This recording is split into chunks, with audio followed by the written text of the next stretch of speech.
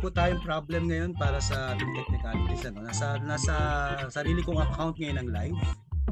Pero para po sa ating lahat, simulan na po natin ang ating Walk the Talk live. Pasensya na po, medyo pause ako ngayon. Pero ngayon po, tayo po ay bukod sa nasa kalagitnaan ng init, masyado na pong tumitindi ang ating sinasabing extreme heat na nararanasan natin ngayon at marami na pong apektado. Gayun pa man ang atin pong Walk the Talk 2024 live, sana naririnig po ako, no? Episode 7 ay may titulo pong Ang Hot Mo Naman. Ang hot mo naman ay pwede po nating sabihin para sa ating nararanasan ngayon dito sa ating kasalukuyang heat wave na nararanasan ng aming parte ng Pilipinas sa ating bansa. Actually, mukhang hindi lang naman sa bansa natin, pero so far, kung ang pag-uusapan po ay yung danas na danas po ng mga Pinoy, lalong-lalo na po ng ating mga kababayan, na ito po ay kakaiba para po sa atin. Sobra pong tag-init, lumalagpas po sa 40 plus ang ating nararanasan ngayon. Ano? Pero ang atin din pong Walk the Talk Live Discussion Episode 7 ngayong Sabadong ito ay nagbabalik na po dahil ang mga nakaraang episode natin, episode 6 ay last month pa, no? Pero bahagi pa rin ito ng ating tuloy-tuloy na talakayan o conversation para po naman dito sa ating Climate Justice and Human Rights na link. At ito po ang bahagi, nasa 3 episodes po tayo ngayong buwan na to, sabihin na natin ilan sa mga huling bahagi ng ating serye para sa human rights and climate justice. Siyempre, papakilala po natin ang ating mga kasama ngayon, ano? Bago tayo official na magsimula. Kasama ko pa rin ang ating mga kapartners mula po sa mga organisasyon na nag-commit po dito sa ating serye. Simulan na po natin sa ating unang-unang kalahok o kasama ngayon, ano, kawok at katok natin. Pero ganoon pa man, bago ang lahat, no, sana huwag kayo manibago. Yes, hello Joshelle. Ayan, nagbumati na si Joshelle. Sabi niya, hello po mga kapakyo, shout out kay Shane. Yes, at dahil siya ang unang-unang bumati at binati niya si Shane, imbita natin si Shane na magbukas ng kanyang camera at saka ng kanyang audio. Si Shane po ay mula po sa Young Bataeños Environmental Advocacy Network o YAMP. Ayan. Hello Shane, bati ka naman. Hello po, ako nga po pala ulit si Shane De Los Reyes from Young Bean. At nagagalak po akong makasama kayo ngayon sa ating Walk the Talk 2024 na pinamagkatang Ang Hot Mo Naman, and ramdam na ramdam po natin ang hot talaga. Oo nga. At saka Shane, naobserbahan mo ba, monitor mo ba kung tayo ay naririnig? Kasi nga, nagkaroon tayo ng technical problem. Ngayon po ay napunta tayo sa aking sariling personal na account at hindi tayo lumabas sang live sa Task Force Attorneys of the Philippines FB page. Kamusta naman? Naririnig ba yung mga boss natin dyan? Sa akin po, observation sa sarili kong account, meron po tayong, sa palagi ko po ay parang hindi po tayo naka-public. Naka-public? Inano ko public siya. Okay na po. Oo, nilive ko. Pero naririnig naman, ano? Opo, audible naman po siya. Sana wag manibago yung ating mga kawuk, ano? Mga kasama niyo po si Shane at saka ngayon yung Kuya Egay. Si Shane nga po ay mula sa Yampi. Ngayon pa man, kasama rin natin ngayon, nadagdag natin ang ating kapatid mula po sa nakasanayan na natin ang Columbia Multi-Sectoral Ecological Movement o CM. Ayan, nandito pa rin kasama natin si Shai, isa sa mga partners natin sa serye. Shai, bukas naman tayo ng ating cam at saka bumati. Ayan, so mainit na hapon po sa ating lahat, nahihiyab na hapon sa ating lahat, sa mga ka-walk the talk natin dyan. I am Shai Inulilang po from Columbia Multi-Sectoral Ecology Movement Mindanao and also part of the ATM Youth Movement po. Kasama ko si CJ dyan. So sana manatili po tayo kahit mainit and magpakiwan tayo mamaya sa ating pa-quiz po at magantay-antay lang tayo. So stay tuned lang po tayo. Magandang hapon. Yeah. Nagtataka na nga yung iba natin mga kapatid, ano, na bakit daw naka-live ako sa account ko. Pasensya na po. Sana wag po kayo bumitaw. Nawalan po ako ng access, technical difficulty po o problem doon sa ating page sa Task Force Attorneys of the Philippines. Kaya lipat muna tayo sa account ko kasi kung hindi ko masosolve siya, mamaya pa ako, kaya hindi tayo matutuloy sa live. So, ayan, share na lang po natin sa ating mga kapatid, kawok, katok, at saka sa ating mga ka-members ng ating mga partners. Ayan, mini-message ko lang po si Julius. Sana pumunta na siya doon sa account ko. Wala tayong magagawa kundi gawin yan dahil nahihirapan tayo ngayon. Ayan, buhabati na si Julius.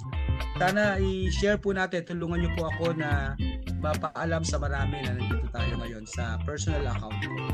Sige, sunod na natin yung ating kapatid mula sa organisasyon na pinagmula naman ni Julius, ano? Ang Alyansa Tigilmina, ang ATM. Kasama natin si Jake. Ayan, Jake, pati mo na. Magandang hapon, Kuya Egay. Magandang hapon sa lahat ng mga pagkakaan. Isang mainit, dry, at hot na afternoon. Oo nga. Idadagdagan natin sa ating context ngayon ng Earth Day. Paparating ang Earth Day ngayong buwan ng Abril. Eksaktong date ay April 22, pero ang ating mga kapatid, actually hindi lang ngayong Abril nagsimulang mag-start o magsimulang umalala para sa ating Mother Nature or Mother Earth. Matagal-tagal na ang gawain talaga nitong ating mga kapatid ngayon ay konektado para sa ating kalikasan, ano. Kaya ang ang Earth Day talaga ay April 22 sa kalendaryo, no, at saka sa international. At tungkol po dyan sa context na yan, yung ating mga pag-uusapan. Hayaan nyo pong magsimula na po tayo sa ating episode 7 ng Walk the Talk ngayon na ang hot mo naman. Diba? Siyempre, hot naman yung ating mga kasama at mga kapatid, ang hot nila. Diba? At hot din ang ating usapan. Kaya magandang hapon o good evening, anumang oras doon sa ating mga tagapanood ngayon. Welcome sa Walk the Talk 2024. Ang live discussion natin ngayon ay nasa Facebook account ko, no? Pero magtatangkayin po nating magpalalim. We dive deeply into a topic that affects each and every one of us. Ito po yung urgent call to action na nagmumula po sa ating Mother Earth mismo. As we gather to celebrate another Earth Day, papuntang April 22, yung celebration naman po hindi lang sa April 22, it's more crucial daw than ever na pakinggan po natin ang mensahe ng ating mahal na inang mundo o planeta. At saka mag-take po tayo ng meaningful steps towards environmental conservation and sustainability. Jake? Yes, that's right, Kuya Egay. Alam mo itong mga nakaraan, ang daming sign, ang daming message. Tingin natin kailangan natin pakinggan ito. Mula dun sa umiinit na panahon hanggang doon sa pabago-bagong temperatura na na-experience natin dahil sa pollution, bunga ng plastics, acidity, no, ng water level. Kaya naman kapag umulan medyo iba yung dating, hindi siya yung presko, kundi parang may something, no, doon sa nilalabas ng ulan. So marami yan at ang weird dito, habang etong kalupaan natin ay scorched, diba? Dahil ang hot. Halos parang pre-trial sa impyerno.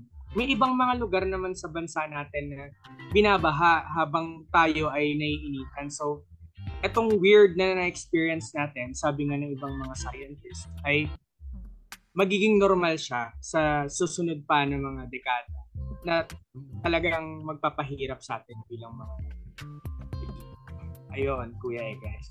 Oo. Ang weird, ano? Thank you, Jake. Singit ko lang ng mga konti. Sabi daw ni Mock Abellanosa, need by public, Kuya Ege, ang setting ng live mo sa FB. Hindi raw mapanood ng iba. Actually, naka-public siya. Nagkaroon lang ng counting problema kaya napunta sa account ko. Pero ang weird na mukhang nahihirapan din ngayon. Anyway, pwede naman talagang i-public, no? Wala naman ako pinindot. Nakalaga ang pagpipilian ko doon sa pagla-live ko ay public or friends only. Yung public naman na pinindot ko. Medyo may nangyayari sa account ko ata. May ka-weirdo ano nangyayari. Tutuloy ko lang ng konti, tapos maya-maya siguro ay medyo mag-ano tayo. Tawag natin dito. Troubleshoot tayo. Try natin ayusin pa yung problema. Pero tama ka, Jake. Ayan. Absolutely. Climate change ay nag-exacerbate, diba?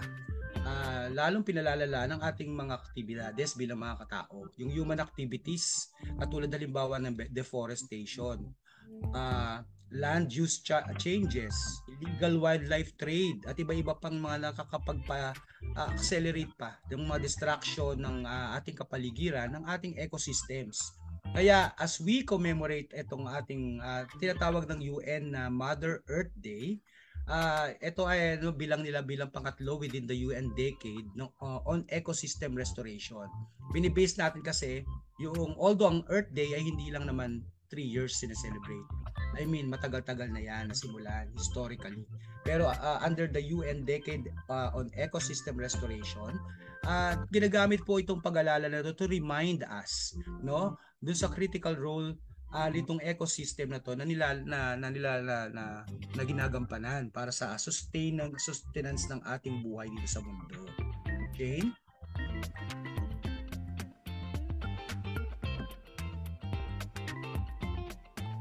Nakamute ka, Shane. Shane, nakamute ka, Shane. Ayan, sir po, ay hindi ko na siya napansin. So, kasi hindi ko siya napansin dahil isa sila siguro sa dahilan dahil yun nga ramdam na ramdam po natin yung sobrang init ngayong ng panahon. Kaya dahil ganito yung nararamdaman natin, ganito yung naranasan natin, alam natin yung importansya ng ating mga tungkulin para i-restore tapos protektahan yung ating planeta. Yun man ay pang sariling pagkilos or sama-sama na kailangan nating bawasan yung ating carbon footprint at mag-advocate para i-sustain yung mga practices na environmentally friendly. Tapos, dahil nga hindi lang naman tayo, ako, ikaw, o kung sino pa man, kailangan nating sama-sama talaga siyang gawin and kailangan nating i-urge yung mga merong may kapangyarihan. Kaya alam natin kung ano yung importansya na kailangan nating i-safeguard yung ating planeta para sa mga susunod pang henerasyon. Yes. Tama ka dyan, Shane. As we come together on this Earth Day daw, ito paparating na Earth Day, yung mga araw na ito papunta ng Earth Day, kailangan din natin mag-commit. I-commit natin ating mga sarili para gumawa ng aksyon. Ibig sabihin, hindi lang celebrate, no? Magte-take din tayo ng action. At saka, syempre, pakinggan natin yung messages, yung mga mensahe ng ating planetang Earth, no? Ng ating Mother Earth, sabi nila. At take concrete steps to restore and protect our ecosystems, nurturing the interconnected web of life that sustains us all. Together, we can forge a path towards a more resilient and sustainable future for Mother Earth and all her inhabitants. Shai? Ayan. So, gaya nga po ng sinabi ng mga nauna pa natin mga speaker, partner, maraming salamat po muna sa mga walang sawang tumatangkilik po sa ating walk dito kahit na nagkakaroon tayo ng medyo konting technical problem. Siguro ayusin natin yan along the way ng discussion natin. And always remember po yung mga nanonood ngayon at yung mga gusto pang maabot na mensahe natin na the power to make a difference lies in each every one of us. Nasa ating mga kamay po yan at nasa ating mga inisyatiba po yan. So, let's rise the challenge and be the change that our planet desperately needs. So, kailangan na po talaga ng planeta natin ng aksyon at tulong po mula po sa ating mga kabataan, hindi lang sa ating mga Gen Z at sa mga naaabot pa po ng programa natin sa Walk the Talk. So, ngayon po, stay tuned po tayo sa marami pang insightful discussion kasama ang ating mga partners ngayon and also inspiring conversations po natin ngayong hapon hanggang mamaya siguro more likely mga 1 hour sobra dito po sa ating Walk the Talk and pag-enjoy po tayong lahat ngayong hapon hanggang mamayang gabi and sana stay tuned po tayo sa mga susunod pang episodes and maki-interact po tayo dahil masaya po ang discussion natin ngayong hapon. So, yun po Kuya Egay. Yes, tama ka Shane. Tama po ang lahat ng mga sinasabi ng ating mga kapatid ngayon dito. Ulitin lang po natin para sa kaka-tune in pa lang, tayo po ay nagkaroon ng technical difficulty o challenge ngayon. Naka-live po tayo sa aking personal na account kasi siguro katulad nila Mok, nako-concern sila Mok, no? At yung iba natin syempre mga kapatid sila Julius. Ganito po ang nangyari, baka lang po alam niyo kung paano i-solve, no? Pagka live, pagpindot ko ng live button dito sa ating Zoom account, lumalabas po kasi anong saan ko siya ila-live. Pipiliin ko ngayon ng ila-live ko siya sa pages ko na ako na minamanage ko. Lalabas yung mga pages except Task Force Detainers of the Philippines. So hindi ko naman siya ma-live doon sa ibang pages. Ang ginawa ko, live ko na lang muna siya sa akin personally. So yun po ang aking problem ngayon. Pero anyways, Pakilala rin po ako, no? Ako po si Egay na mula po sa Task Force Cities of the Philippines sa campaign po. Ayan, nanonood na po ang marami. Pasasalamatan natin, nakapanood tuloy ng mga kaibigan ko na hindi napupunta ng pages natin, ng pages ng TFD nanonood ngayon. Kaya papasalamatan ko nanonood ngayon si Bobby Bello. Ayan, sabi niya, sharing this to my students. Please, Bobby, kamusta? Alam niyo, aksidente, nakita kami. Kasi, nagkaalaman kami, nagkakaroon uli ng connect.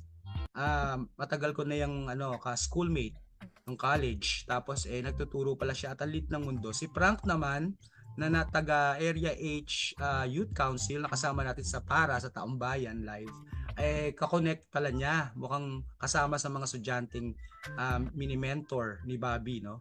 Kaya salamat Bobby para pa-share naman sa mga estudyante mo. At nanonood na rin si Frank ngayon. Ayan, Frank is watching. Saka si Arlen De Pedro Guzman. Salamat dyan sa mga nanonood ngayon. Shai, palagay ko, na-excite ka na at saka si Jake, ano? Hindi ko alam kung nakabukas ba si Jake. Hindi ko nakikita yan.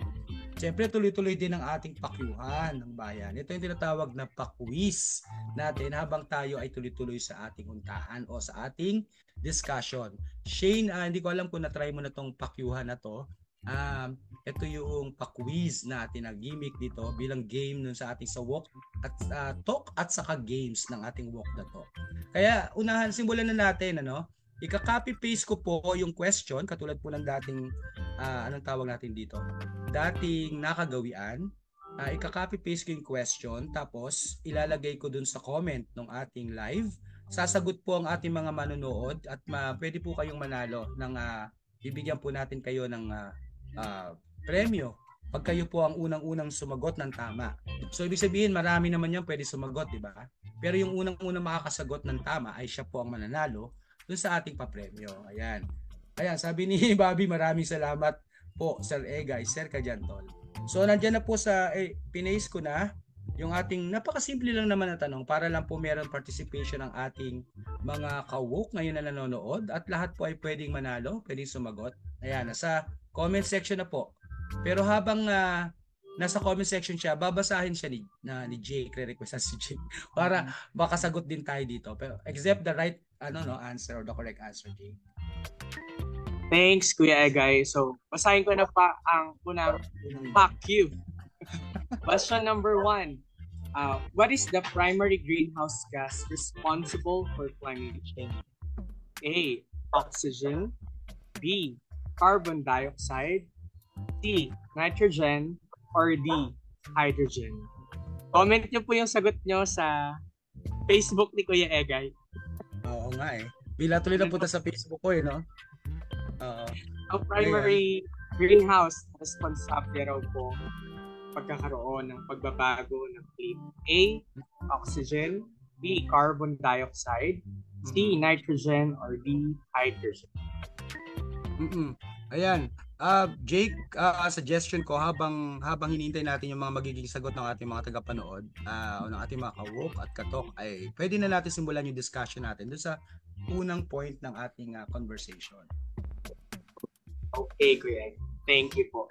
Sige, again, magandang hapon po sa lahat ng mga tagapakinig, lalo na yung mga nagsipuntahan sa Facebook ni Kuya Egay.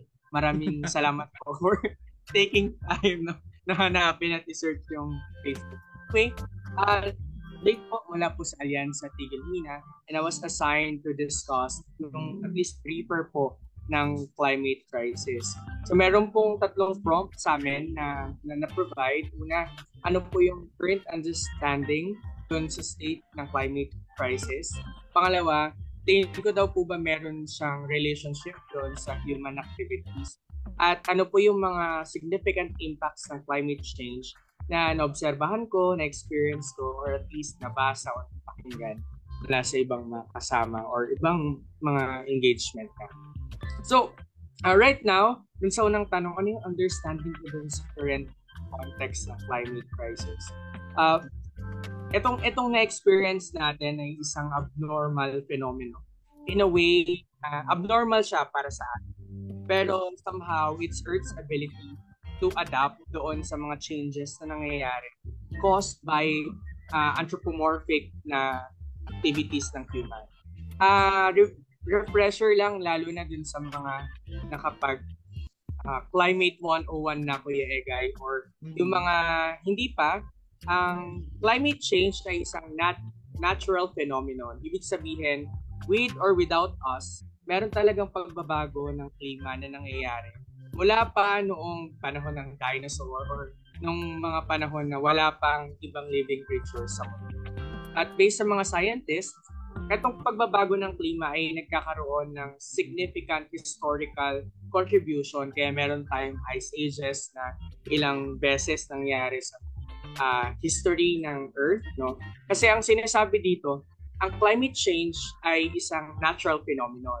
Meaning, sa Earth din nanggagaling yung pagbabago ng klima na nagkakos din ng pagbabago ng temperatura sa short period of time. Kasi parang refresher, ang weather ay short period of time pattern na nagbabago, while yung climate is a long-term na changes ng ating nararanasan or na-experience dito sa Earth.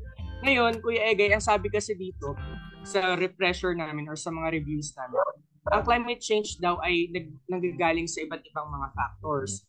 Una, yung dahil sa sun's energy. Kaya merong climate change ay dahil mula sa energy coming from the sun. So dahil tayo ay umiikot din sa sun 365 and 1/4 at nagkakaroon ng iba't ibang tama yung araw, depende kung nasang hemisphere ka ng mundo. Kung ikaw ay nasa northern hemisphere or southern hemisphere, more likely maka-experience ka ng 4 seasons. Habang kung ikaw naman ay malapit sa equator, meaning mas malapit yung sagap ng init mula sa sun, sa energy coming from the sun, mas maka-experience ka ng init. Kaya naman sa Philippines, we have 2 weather patterns lang. Hindi nga siya summer or tag-ulan, kundi dry season and wet season ang meron tayo sa Pilipinas. Another factor would be tectonic plates. Sabi rin dun sa mga pag-aaral, ang climate change ay brought by tectonic movements, no? Yung paggalaw ng mga kalupaan sa ilalim ng ating sa Earth mismo. Factor din daw po ang oceanography, yung waves, yung tides ay nakapag-cause ng pagbabago ng klima. Dahil yung top layer ng dagat ay mainit at kapag nag-wave ay parang syempre pumapailalim yung init at pumapaitaas naman yung malamig. Ngayon, yung mga currents at yung energy nito ay napupunta at distribute all over the globe. Another factor would be volcanology.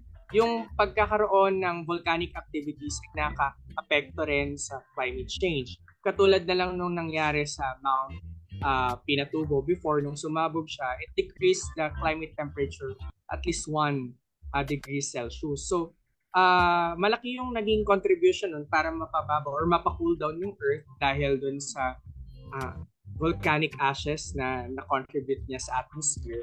Pero binabanggit na yung mga yon ay natural phenomenon na nakapagpabago talaga ng weather at ng climate patterns. Ngayon, kaya naman nagiging weird at nakakapagpahirap sa atin itong sinasabing climate change o yung pagbabago ng klima ay dahil pumasok yung human activities doon sa pagbabago ng klima na ito sa pamamagitan ng pag-emit ng maraming carbon emission. Oh my God. Pag-emit ng maraming carbon dioxide sa ating atmosphere na nagre-result ng pag-block ng pag-alis ng heat coming from the sun, kaya natatrap yung init dito sa ating kalupaan at sa atmosphere. Ngayon, dahil doon sa carbon emission brought by anthropomorphic or yung human activities, nagiging mas mabilis yung changes ng ating weather at ng ating climate. Nagiging mas malakas ngayon yung mga ulan.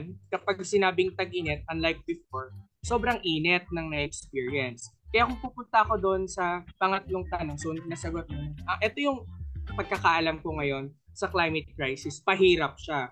Sobrang mahirap, lalo na kung hindi afford mag-adapt doon sa climate dahil nasa most vulnerable sectors tayo.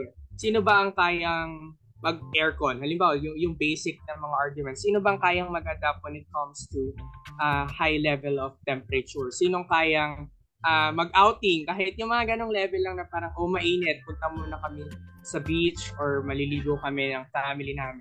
Sino ba yung kayang mag-install ng mas maraming equipments just to feel at ease doon sa init. Or kung halimbawa man hindi init, baha, bagyo. Sinong may kakayahang mag-transfer sa mga lugar na hindi tatamaan ng bagyo kasi meron silang rest house na gantong lugar. Whilst yung mga kapatid natin at kasama na below the poverty line sa kanilang lifestyle ay hindi kayang mag-adapt doon sa climate crisis na na-experience natin caused by our actions bilang mga tao. Ngayon, ang mga significant impacts na nakita ko ay itong na-experience natin ngayon. Itong Walk the Talk ay isang platform for us to discuss itong init na na-experience namin. Yung kawalan ng tubig dahil mahina yung supply ng water district sa amin dito sa Pangasinan. Habang tayo nainitan, may mga areas sa Mindanao na binabaha. May mga areas sa buong mundo na ibang extreme weather. Diba sa US, meron silang hurricane na na-experience right now. Habang doon ay may hurricane sa ibang parts ng mundo naman ay merong mga wildfires. So it's weird to have this kind of climate in a way na we can't really adapt dahil sa kagagawan din natin bilang mga tao. But at the end of the day, we don't have to blame ourselves doon sa actions natin kasi mas malaki pa rin yan kahit pagsama-samahin. Mas malalaki pa rin yung accountability na dapat meron sa mga companies, sa mga corporations, and even the governments na nagpo-provide ng mga hindi sustainable, hindi renewable na mga sources ng energy. So yung mga impact sa ito, kuya, ay makikita even sa food production natin, kinakain natin, yung correlationship ng agro-ecology, di ba? Na dati yung mga farmers kapag gantong season, alam nila magtatanim sila ng gantong certain crops, diba? Pero biglang uulan kasi may changes nga doon sa weather at sa climate natin. So, tendency namamatayan ng mga pananim, namamatayan ng alaga dahil hindi na akma doon sa lifestyle at yung ating pag-adapt doon sa alam natin na climate at weather patterns natin, yung current na nangyayari. So I think it cuts across, kuya, doon sa mga issues kasi sobrang lawak. I think anything na pwedeng pag-usapan ay kayang i-anchor sa usapin ng climate change. Yung na-experience natin ngayon na baha, tagtuyot, walang makain, walang tubig sa gripo, hanggang doon sa papasok pa sa opisina, siksikan dahil mainit.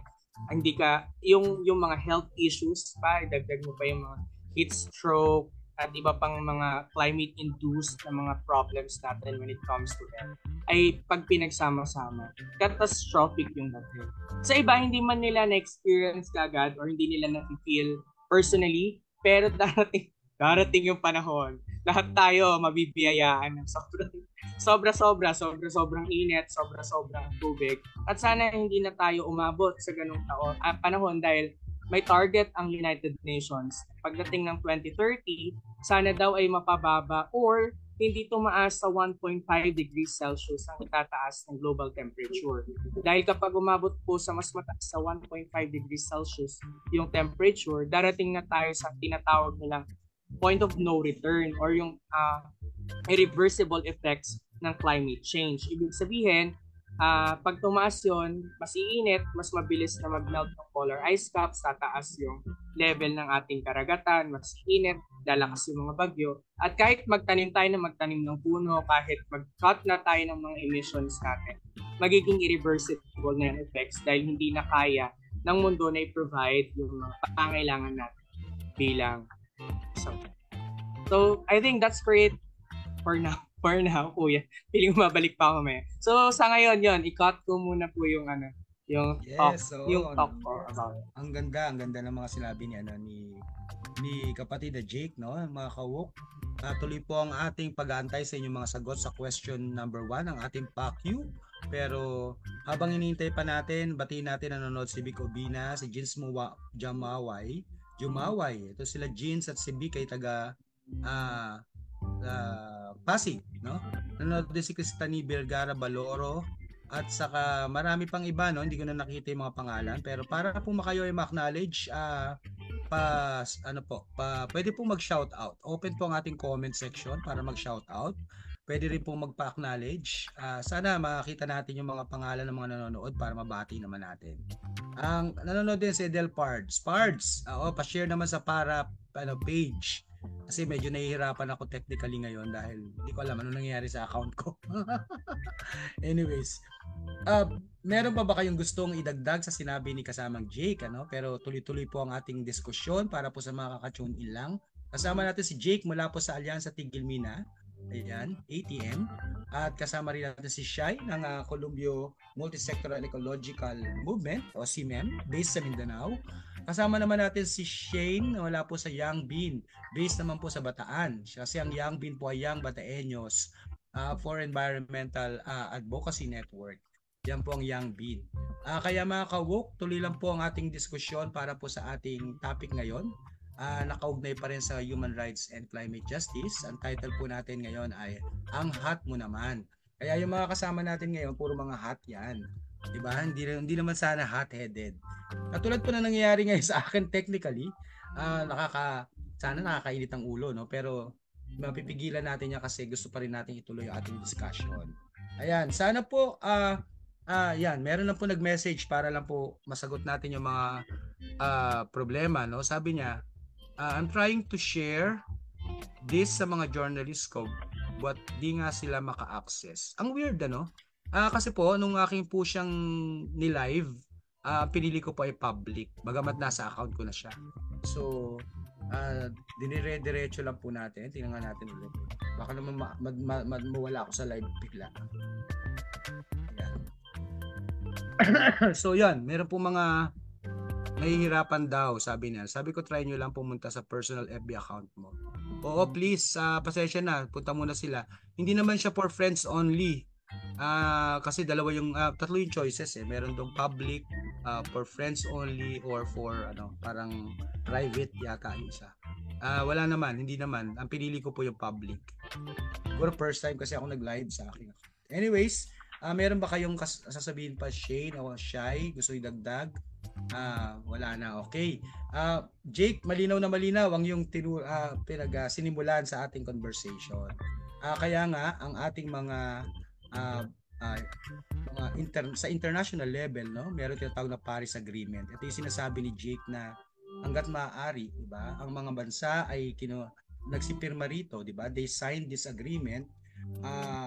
Halos lahat daw ng bansa according to data, no, correct nyo ako, no, according to some information around the internet, ay almost lahat, nearly all countries. At ini-aim po, ang sinasabi nga ni Jake, mahalaga po yun, no? Yung global warming, kailangan mo siya i-limit kasi kailangan mas mababa sa 2 degrees Celsius, diba? Mas mababa sa 1.5 pa nga ang sinasabi. Achieving these goals requires substantial and sustained reductions sa greenhouse gas emissions.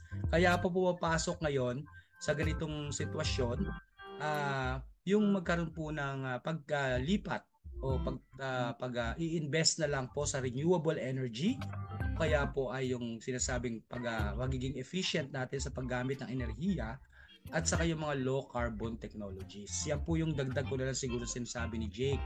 Pero maganda yung sinabi ni Jake na taon, 2030. Ilang taon na lang, no, Jake? 6 na taon na lang from ngayon, di ba? Counting kembot, tapos na ang 2024.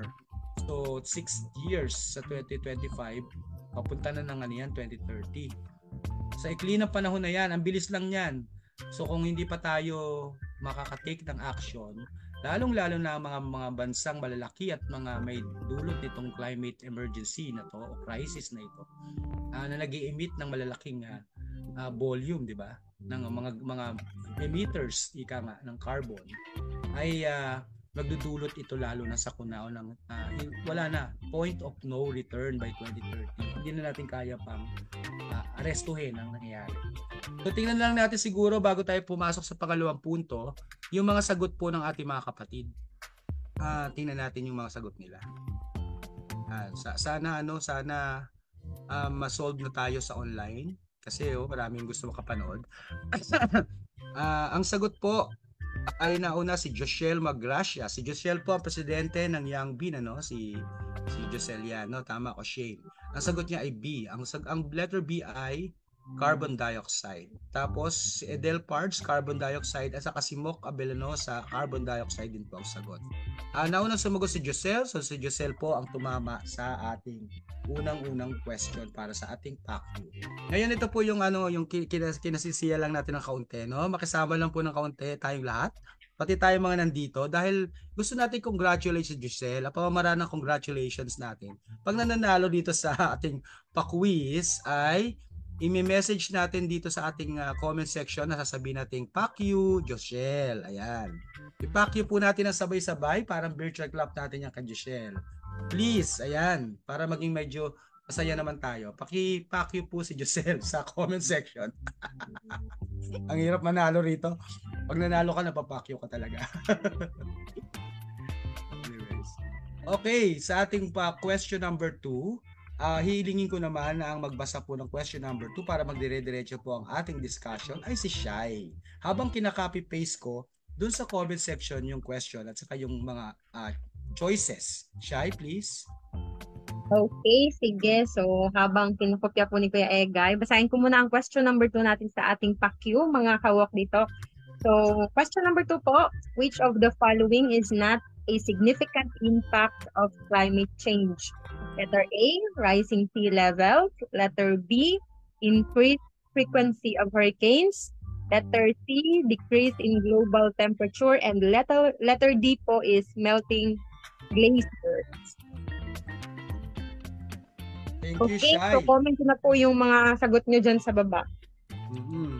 Ituloy mo na rin, Shai, doon sa ating pangalawang discussion point para po matuloy direction natin ating discussion. Okay, so thank you po sa una pong nagsalita, guys, si CJ. So meron na tayong climate change one-on-one. So ngayon naman po, i-discuss ko po sa inyo on my side po. Ano po kaya yung mga obstacles preventing effective climate action? Ano yung mga personal or psychological barriers na naghihinder para po sa atin to take action po regarding climate change, and how do political, economic, and social factors influence climate policy? So basically po, in my own understanding and observation na rin po as nakikilahok po sa climate activism natin, unang-unang nakikita ko pong barriers, bakit po limitado. Ang tagal-tagal ng usapan ito. Sabi nga kanina dito, nag-usap kami nila Kuya CJ at by 2030 pa dapat, di ba, na mag-iinit, pero 2024 pa lang, sobrang init na ramdam na natin. Nag-reply ako sa kanya, sabi ko, trial muna to para handa tayo by 2030. Pero no, hopefully, wag naman sana ganun. So, ang nakita po nating factors dito, yung mga barriers, psychological or personal, is unang-una, na-mention na po kanina ito ni Kuya CJ, yung hindi natin nafe-feel ng karamihan ang impact ng climate change. Hindi nila na-experience, and at the same time, not hearing people talk about climate change. Kasi iilan lang naman, hindi naman halos lahat ay pinag-uusapan ng climate change dahil nga unang-una hindi nila na-experience. Kasi sa atin, ang init-init ng klima, ang init-init ng panahon, kung afford mo naman talagang magpa-aircon, o kung afford mo namang pumunta ng ibang bansa, mag-Korea or saang lugar ba na malamig para umiwas sa init sa Pilipinas, kaya mo yung gawin. So, hindi sila interested sa usaping climate change at kung ano yung epekto sa atin. Siguro, ito rin dito is yung hindi naiintindihan paano ba ang proseso ng climate change. Nasabi kanina sa ating climate change one-on-one na merong mga factors na normal naman talagang magbago or mag-init ang panahon or ang klima. Pero meron din mga factors na tayo mga tao ay nakakadagdag doon sa pag-init ng ating klima. So, yun yung basically na mga factors personally and psychologically. And siguro ang isa pa dito, ito pong excessive consumption natin ng greenhouse gas emissions na hindi natin nililimit yung paggamit natin. Like, ito mga electricity, yun nga sabi kanina ni Kuis, na dapat makapag-isip tayo ng mga renewable energy na pwedeng pumalit doon sa mga nagkukos ng init or nakakadagdag sa init or klima natin. Hindi lang sa Pilipinas at sa ibang bansa. Siguro, isa pa pong factor dito, no, na nakikita natin talaga is yung undeniable na meron na talagang climate change. sabi nga ng iba, hindi na siya basta-bastang climate change, kundi climate crisis na siya.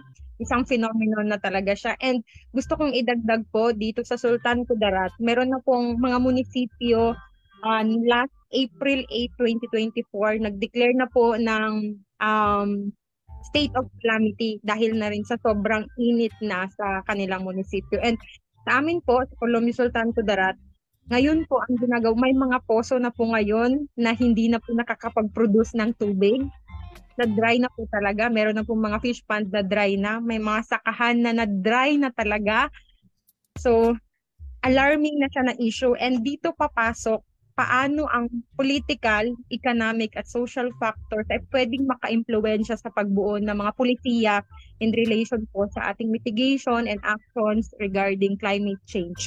So, ang nakikita ko po dito ay dahil na rin po sa hindi natin inaasahan na sobrang pag-init ng panahon, grabing heat index dito sa Sultan Kudarat, nag-declare na walang klase dahil nga sa sobrang init ng panahon. Ang political, economic, and social factors na nakikita ko po dito ay yung sustainability, kung paano ba masustain na meron tayong mga actions, lalong-lalo na po ang gobyerno, ang polisiya at yung institutionalization ng mga polisiya na to or mga adaptive or preventive measures na pwede natin gawin. Dito, marami nang nasusunog. Sa Colombia po, mayroon akong pinasang picture ata kay Quiz Egay, yung regarding sa La Palmera, yung famous na tourist destination sa Sultan Kudarat, Colombia Sultan Kudarat. Meron pong picture dyan ng before and merong picture ng after. Dati po dinadagsayan ng mga turista, dinadagsa ng mga bisita, which is nakaka-contribute sa economic ng barangay and also sa munisipyo. Kasi nga, pag merong dumadag sa mga turista, merong income, hindi lang yung nagtatrabaho doon sa tourist destination, pati na rin yung mga tricycle drivers, farmers, ang pwedeng ipakain. So nakita po dyan, nasunog yung La Palmera. And isa siyang factor paano ang gobyerno ay makakatulong dito at makakaisip ng mga actions na pwede na, hindi na talaga siya, hindi kasi sinasadya ng tao yan, grass fire yun siya. So, kinakailangan talaga na magkaroon na ng actions ang gobyerno. Hindi lang ang gobyerno, tayo din mga simpleng tao dahil ito po ay accountability nating lahat. Sino ba ang makikinabang at sino ang maapektuhan kundi tayo din. So, habang hindi pa masyadong umiinit or hindi pa masyadong apektado yung lugar natin, in our little actions ay pwede tayo makakontribute para ma-prevent ito. Gaya na lang itong Walk the Talk na platform natin na sabi ko nga kanina, limitado yung impormasyon ng karamihan kung anong level na ba, gano'n na ba kalala ang climate change sa Pilipinas or sa ibang bansa or sa buong mundo. Through this Walk the Talk, nalalaman po ng mga hindi naabot ng impormasyon, tamang impormasyon na hindi na pala ito basta-basta usapan lang dahil krisis at phenomenon na itong nangyayari dito. So, sa muli po, na magbigay sa lahat or magbigay ng informasyon sa lahat. Hindi pa huli ang lahat. Huwag nating antayin na umabot ng 2030, by 2030 na sobrang init na. Sabi niya kanina sa introduction natin, ano to, practice ba to sa impyerno? Para masanay na tayo? Huwag naman po sanang ganun. Sana is magkaroon pa tayo ng chance para maranasan natin by 2030 or sa mga susunod pang panahon, yung malamig, yung pwede ka pang makahinga. Kasi ang binubuga ng electric fan, nang binubuga ng aircon, kahit nga aircon, nag-init-init na hindi na nakakakaya makasustain ng lamig na kinakailangan natin. And syempre, pag aligaga ang tao, aligaga tayo personally kung sobrang init, hindi tayo makapag-function ng maayos at hindi tayo naging produktibo dahil sa mga factors na yan. So again po, gusto kong iwan sa lahat na dapat i-own natin na tayo ay part ng problema na to, climate change issues na other climate na mga matters pa, and i-own din natin na tayo ay pwede maging solusyon paano to ma-solve. Kung hindi man totally ma-solve, at least ma-decrease natin or ma-mitigate natin yung mga possible effects pa sa ating lahat. And by working hand in hand, sana po magtuloy-tuloy na itong ating inisyatiba and makatok natin yung mga dapat katukin para sila din ay magbigay na action through our efforts ng CSOs, NGOs, and our government. So, yun lang po, guys. Thank you. Ay, thank you. Oo. Ayan, salamat sa iyo, Shai. I-post ko yung sinasabi mo, medyo kwento mo ulit, ano? nahuli lang ako ng kaunti, meron ka pala na-send na message. Ay, So, shit. pero, Oh. oo, yung picture ng lugar. Pero kaunting update lang, nalaglag pala ako sa, ang gulo nitong yan. Nalaglag ako bilang admin ng aming page. So, hindi ko alam ang nangyayari. So, pagpasensyahan na po ulit ang lahat, ibig sabihin nun, disabled ako as admin ng page. So, alamin ko maigi after the live kung ano nangyayari. Ang problem natin, hindi daw yata ako nakapublic. Shane, hindi pa rin ba ako nakapublic? Ibig sabihin, hindi napapanood ng iba? Or baka naman, nagbago na? Naka pa rin kayo, Egay. Naka 2 friends lang pa din. Nakikita ko sa live nyo. Yan naman, nahihirapan akong galawin kasi pagka pinindot ko yung live natin dito button, ngayon ay stop live na. Kumbaga, mawawala tayo, mapuputol tayo. So papayag ba tayong mawala muna sa live for a time tapos balik ulit? Ganun ba? Magandang gawin? Anong tingin niyo po?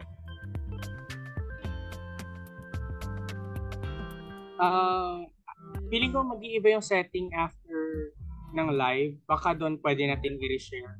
Pero sige. Real time yung panonood. Okay, share na lang natin diretso na lang natin ngayon.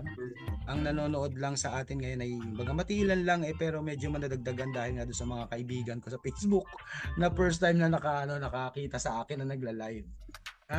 Nanonood daw kasama natin ngayon si Dennis Derihe, yan sa taga Cebu. Partido Manggagawa at saka si Miss Jean Enriquez, ayan nanonood sa atin ngayon. Welcome po sa Woke the Talk 2024 episode 7. Para po sa mga kakapasok lang ulit, re-remind lang namin kayo na open po ang comment section para sa inyong pag-join sa conversation. Open din tayo para sa inyong mga shoutout, pabati at pa-acknowledge para ma-acknowledge naman po namin kayo at maramdaman namin na kung sino po ang ating mga kapatid na nanonood ngayon, ang mga ka-woke at ka-talk natin dito sa ating live. At kasama rin po natin mula pa rin sa Young Bean, Young Bataenyo Environmental Advocacy Network o Young Bean, si Shane. Ayan, kaway-kaway ng konti Shane para sa mga bagong tune in. At syempre kasama pa rin natin si Jake ng Alyansa Tigil Mina, kaway ng kaunti Jake. Ayan, mula din po siya sa ATM Youth Network at si Shai mula naman po sa CMEM or yung Columbio Multisectoral Ecological Movement. Kala mo kabisado ko na yan. Kaway ng konti Shai. Yan. Ngayon, i-share ko lang ng mabilis yung sinasabi ni Shai. Shai, ito ba yung binabanggit mo kanina, yung picture na ito? Ayan. Anong bundok ito? Anong lugar ito? Kwan po yan, Kois. La Palmera Mountain Ridge sa Colombio. Yan po yung sabi nila, Batanes of the South, New Zealand of the Philippines. Ayan, yan yung fort niya before pandemic pa. Before pandemic po kasi yan nag-boom yung lugar. Then the next picture. Okay, yung next ko. Okay, yung next po. Yan na pong itsura niya ngayon. Kasi nasunog po siya. Nagkaroon po ng grass fire. So, yan, wala na pong turistang dumadagsa dahil wala nang turista, nag-less na po yung economic contribution sa barangay and also sa munisipyo and sa mga tao doon sa lugar mismo kasi wala nang sumasakay sa tricycle, wala nang nag-produce ng makain doon, mga services. Kasi yan ang itsura niya. Sino naman pupunta doon para lang makita yung sunog na bundok? So, yan lang po, ang liit-liit lang yan, pero makikita mo dyan na grabe ng epekto kasi wala namang gustong masunog yan. Pero dahil nga sa sobrang init, ang tinding-tinding init, dry masyado yung lugar dyan, is kaya nagaganyan from ang ganda-ganda, from natural, tapos nagkaganyan sa ngayon. Pero good news po kasi meron pong ginagawang rehabilitation ngayon ang government. So, every afternoon nata is, may napupunta yung Bureau of Fire doon para bugahan, para at least tumubok pa konti-konti. Tignan nyo naman po, grabing distraction ang nangyari sa lugar. And wag na po natin antayin na maging brown po lahat ng mga green areas natin sa Pilipinas. Bago dyan. Pwede naman magtanim ng mga puno and so on. Dahil sa sobrang init po talaga. Hindi lang po yan yung ibang mga nangyayari sa Colombia. Yung mga poso po ngayon, as in wala na po talagang lumalabas na tubig. As in, super dry na po. Yung mga fish ponds, di ko lang po nakuha yung mga picture. Pero kinukuha po yung mga detalye ng barangay, i-report po doon para po makapag-declare ng state of calamity sa lugar. So, yan po yung currently nangyayari ngayon doon dito sa amin sa Colombio. Is sobrang, kahit ang sabi nga po kanina ni CJ, yun nga po yung mga farmer natin is yung iba, yung mga tanim nila, hindi na nila alam, failure na, kaya ganyan ko. So, nakakalungkot isipin na ganyan. And sa sobrang init, marami na rin pong cases yung mga heat stroke. Ayan po, so hindi rin afford, mahal na magpagamot and everything. So, challenging po talaga. Very challenging and very alarming po talaga yung nangyayari na ang gandang pakinggan kung sa tao sasabihin sa'yo ang hot mo, pero ang pangit maranasan pag sa nature silabing ang hot. Pag tao okay lang, di ba? Sabihan ka, uy, ang hot mo, parang, uy, compliment. Pero pag nature ng pinag-usapan ng sama-sama, ang pangit-pangit pakinggan at ang pangit ng ma-experience. So, sana wag naman pong ganun. So, yun po is. Hindi, kaya lang naman natin gamit yung di ba? Tama na i-relate mo pa, no? Pagka-hot ka, pagka-tao, compliment mo. Pagka-hot ang weather, hot ang dahil sa heat wave and etc. Hindi maganda para sa kalikasan. Sabi ni Mok Cabellanosa, hindi pa rin daw ako naka-public. Ganito po, katulad ng banggit ni Jake, igagawin na lang po natin ang paraan na yung ating live, recorded live, ay isi-share natin after this discussion. Pasensya na po ulit kung nagpapamanhin tayo, mingitin po kami sa mga upat natin, ng mga viewers natin dahil sa naging problema na technical. Nawala po ako as admin ng aming page, so titingnan natin ano naging problema, bakit nagkaganon. Anyways, para po dun sa mga sumagot dun sa question number 2 natin, which of the following is not a significant impact of climate change, di ba? Ang tamang sagot po doon ay, tingnan natin ang admin, ay letter D. Sorry. Letter C, decrease in global temperature. So ang sumagot ng letter C ay si Edel Pards, ayan, at saka si Giselle. Letter C ang sagot nila parehas, pero nauna si Edel Pards. Ayan. Congratulations Edel Pards, dahil tama ang sagot mo, at please share na lang po itong live natin sa mga friends natin at saka mga followers natin sa para, no? At dahil tumama si Edel Pards, sabay-sabay po natin, please, ito sa comment section, i-congratulate si Edel sa pamagitan po ng pagsabi sa kanya ng "Fuck you, Edel." Ayan, sabi-sabi natin "Fuck you si Edel." Si Pards yan, si Pards. Ngayon, salamat kay Shai, unless may dadagdag pa yung ating mga kapatid. Pero pupunta na tayo dun sa pangatlong discussion natin, point natin. Shane, habang pinopost ko, basahin mo pala muna ang question number 3, ang ating quiz number 3, tapos didiretso po sa discussion ng ating third points. Pero habang binabasa ni Shane, sinishare ko naman sa comment section. Okay po, no. Hello po. Ako nga po pala ulit si Shane Dos Reyes from Yangbin. Ang ating pong PACU question number 3 ay, what contributes most to the increase in carbon dioxide level in the atmosphere? A, deforestation. B, volcanic eruptions. C, solar activity. And D, industrial activities. Yun po. Sagot-sagot na po sa ating comment section at nang mapakyo po kayo mamaya. Sige Shane, point number 3 na tayo. Ayun po, ang naiatas po sa akin na point number 3 ay solution and strategy. Yeah. Unang pong katanungan na naibigay sa akin ay, what measures do you believe are necessary to mitigate climate change?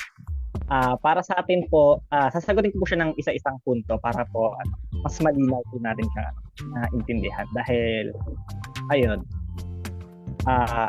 sana ako. Kailangan, para sa atin, para ma-mitigate natin yung climate change, dahil nga alam natin na siya ay totoo at actual, dahil hindi lang din naman natin siya hinugot sa mga hula-hula lang. Merong mga actual na pag-aaral. Siyempre, kailangan din nating pag-aralan kung paano natin siya susolusyonan. And isa sa nakikita natin talaga dito, dahil nga dito sa Bataan, isa sa mga alam natin na big contributor ng emission yung mga fossil fuel industries.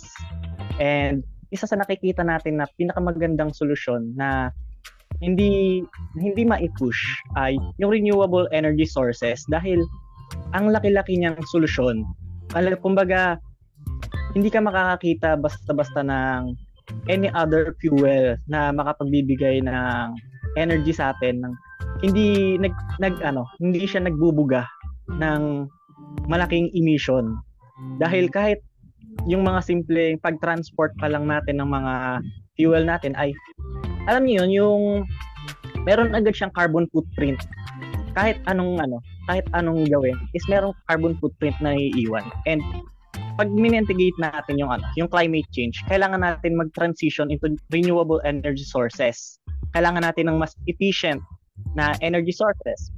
And bukod doon, ang isa sa nakikita nating problema pa is hindi natin na-promote na i-sustain yung ating agriculture. And akala kasi natin yung development is through infrastructure. Build tayo ng build and sinasagasaan natin yung mga agriculture natin na hindi na natin siya nasusustain. And ang mga halimbawa, yung mga pananim natin na palay, ganito ganyan, is hindi lang naman siya for food sources. Dahil siya ay isa ring halaman, aware tayo na siya ay kumakain din ng carbon. And in exchange, magbibigay siya ng oxygen. Kaya mahirap na masyado nating nine-neglect yung mga alam nating simpleng bagay lang kuno. Pero in reality, meron siyang malaking impact sa ating mundo. Iyon. Tapos syempre, kung gusto natin ng mitigation, kailangan natin talagang mag-invest sa green technologies.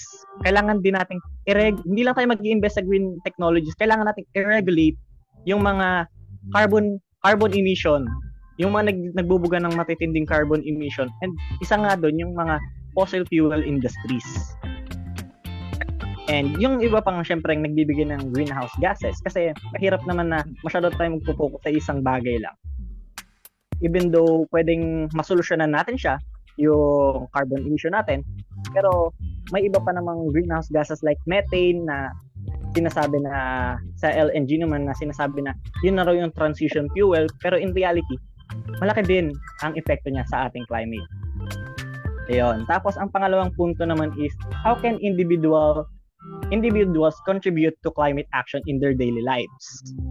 Ito yung ito yung kayang-kaya nating pag-isipan ng atin-atin lang without actually having too much knowledge patungkol sa environmental justice. Kasi daily life na kumbaga araw-araw nating ginagawa. Yung lang simpleng pagpapatay ng ilaw pag hindi kailangan, pagle-lessen ng energy consumption, pag-reduce ng ating waste, ng food waste, ay napakasimple pero may malaking epekto din siya. Kumbaga yun yung pagiging sinasabi ng mga youth ngayon na pagiging nonchalant sa mga bagay-bagay na porket maliit na bagay lang siya, parang hindi na siya tinitingnan as worth it. Kahit na in reality, yung mga maliliit na bagay na yun, pag pinagsama-sama natin siya, is meron siyang malaking impact. Napakalaki ng maitutulong natin, like for example na, kasi recently alam ko meron tayong nagganap na Global Earth Hour kung saan nagpatay tayo ng ating kuryente sa loob lang ng 1 oras. And alam ko meron siyang malaking impact. Kasi kung sabihin natin isang buong halimbawa, sa Bataan, ang Balanga City ay sabihin natin nagko-consume siya ng 12 megawatts per hour. So meaning, if 1 hour tayo magpapatay ng kuryente sa buong Balangan, makakapag-save tayo ng 12 megawatts. And malaking bagay yun. Napakalaking bagay niya dahil marami tayong pwedeng paggamitan ng 12 megawatts na yun na mas worth it. Ayun. Tapos, syempre, ayun, medyo na yung mata ko, lumalabo kasi siya. Ayun. Lumalabo ang mata, nagagalit ka na. Hindi po. Lang talaga, very, very eerie na siya kasi kanina slide. Oo nga. Pasensya na. Okay, thank you. Okay po. Tapos ayun, syempre, hindi lang pwede yung mga simple solution. Although pwede siya and dapat siyang gawin. Like for example, kagaya ng sinabi ko na pag-reduce ng food waste, pag-reduce ng energy consumption, is number one na kailangan natin gawin is makipag-participate tayo sa mga policy lobbying. Like for example, merong development na magaganap sa ating lugar and we are aware na itong development na to ay merong contribution na malaking carbon footprint, kailangan din natin pag-isipan kung worth it ba siya talaga. Dahil kung minsan, itong mga development kasi na nagaganap is very, very, mas malaki pa yung nagiging risk kaysa sa magbe-benefit ng communities. Kaya kailangan maging part tayo and maging active tayo sa pakikipag-usap sa LGU, sa may mga kapangyarihan para mapag-usapan natin kung saan ang ating meeting point. Yon, sa ating daily lives. And what role sa pang-ilan na to? Ang punto naman ay what role do business and government play in addressing climate crisis? And syempre, dito sa pag-address ng climate crisis, hindi lamang dapat tayong mga mamamayan or tayong mga simpleng tao ang dapat nag-a-address yan. Dapat nangunguna talaga sa atin is yung government. Dahil obligasyon ng government na tustusan kung ano yung pangangailangan ng mga mamamayan niya. And bilang tayo ang isa sa mga pinakamalaking naapektuhan at nakakaramdam ng problema sa ating krisis sa klima, ay kailangan makipagtulungan sa atin yung government dahil sila ay liable. Bukod doon, dahil nga meron tayong problema, halimbawa ulit na lang dito sa Bataan, is ramdam natin yung epekto ng mga fossil fuels dito sa Bataan. Dahil halimbawa, meron kaming communities na pinupuntahan na katabi lang siya mismo ng mga fossil fuel industries. And alam ko, kung di ako nagkakapala, napanood ko na sa ating mga last episode na na-mention siya sa atin ni Mao and ng ating mga kasamang Kayangbin na naikwento nila yung mga experiences, yung mga epekto ng climate, ng nagsasanhi or pinag-uugatan ng climate crisis natin ay yung mga fossil fuels. And mas ramdam siya ng mga taong nakatira sa mismong nagbubuga ng emission. Kaya pagdating sa business, kailangan meron ding ginagawang aksyon yung mga malalaking kumpanya. Dahil sila yung may kakayahan na i-lessen yung binubuga ng kumpanya nila, sila yung kayang magbawas, mag-develop ng iba pang dahil sila yung may pera. And hindi natin itatanggi na isa sa kailangan talaga natin para makapag-take ng action ng tuluyan ay yung pera.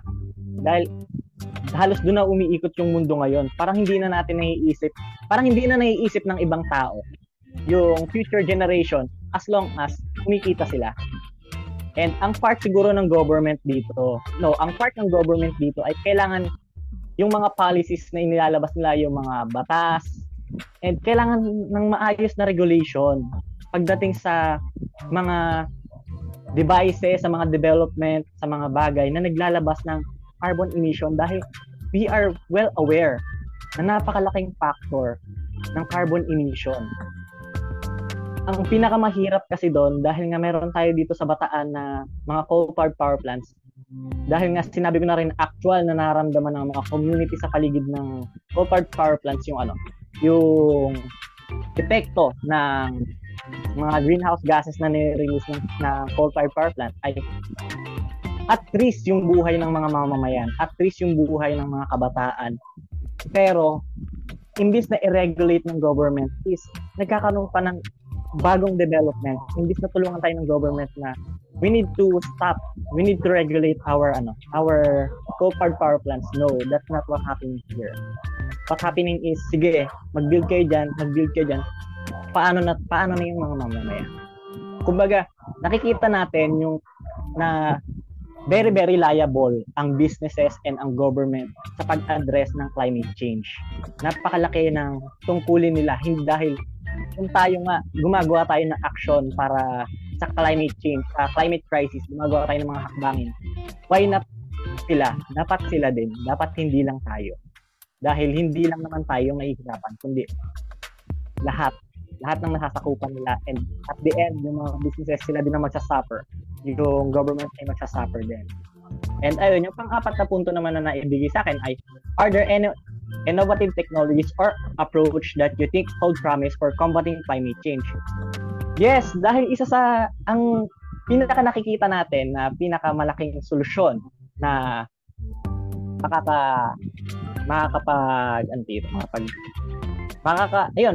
makapagbigay solusyon sa atin sa climate crisis ay yung pag-transition talaga sa renewable energies. Dahil unlike nung mga coal-fired power plants na from the start na halimbawa sa mining, pag-mine ng coal, pag-mine ng mga fossil fuel, malaking carbon footprint agad ang ni-release. Pag-transition, pag-develop, pag-refine, halos lahat ng step niya is meron tayong carbon footprint na naiiwan para lang makapag-produce ng kuryente. Pero kung tayo magta-transition sa renewable energy, pwedeng sabihin natin, yes, merong carbon footprint na mangyayari sa pag-develop at pag-build ng, for example, ng mga solar farm, wind farm, meron tayong madedevelop na carbon footprint. Pero yun ay ma-overweight na kung gaano natin katagal gagamitin yung solar farm, yung mga solar farm natin and mga wind farm natin. Kasi wala naman siya yung wala tayong kukunin na susunugin. Wala tayong fossil fuels na gagamitin dahil ang araw ay libre. Ang hangin ay libre. Kumbaga, hindi tayo mahihirapan dahil libre siya eh. Kumbaga, wala tayong byproduct. And ang problema, hindi rin siya natutupad or hindi siya nade-develop ng gusto dahil nga wala siya ganong kita. So, babalik tayo sa business. Lagi tayong babalik sa business. Dahil, yun eh. Doon tayo umiikot sa ngayon.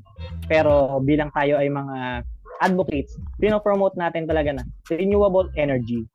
Dahil sa renewable energy, hindi natin, kailangan siguro natin ng grid line, pero pwede tayong magbigay ng mga satellite na mga renewable energy sources. Lalo na sa mga last mile communities na hindi naaabot ng current grid lines natin. Yun po siguro. Salamat sa iyo, Shane. Oo.